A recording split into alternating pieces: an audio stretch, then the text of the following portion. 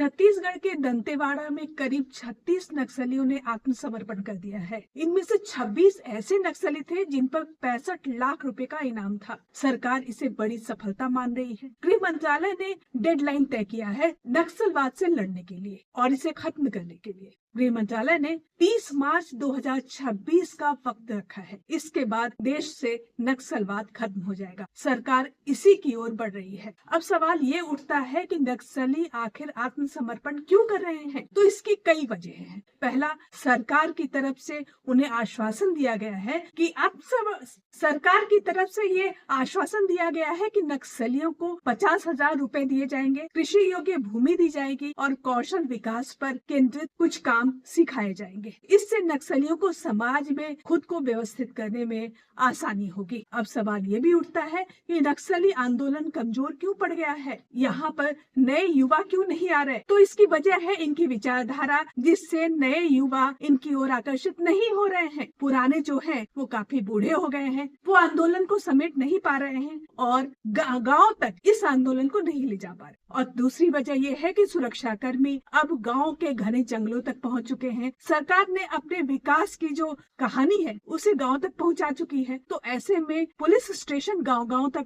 पहुंच चुका है और नक्सलियों के लिए अब लड़ना मुश्किल हो रहा है। और दूसरी ये बात है कि हिडवा जैसे टॉप नक्सली मारे जा चुके हैं। अब इनके पास लीडरशिप नहीं बची है। सरकार ने इस योजना के लिए, मोदी सरकार 2014 से काम कर रही है। उसने कई राज्यों को करोड़ों रुपए दिए हैं नक्सलवाद से लड़ने के लिए। छत्तीसगढ़ को सबसे ज्यादा 12,000 करोड़ रुपए से ज्यादा दिया गया है। इसके बाद झारखंड को 900,000 करोड़ से ज्यादा है। इसके बाद नंबर आता है कई और राज्यों का, महाराष्ट्र का, ओडिशा को।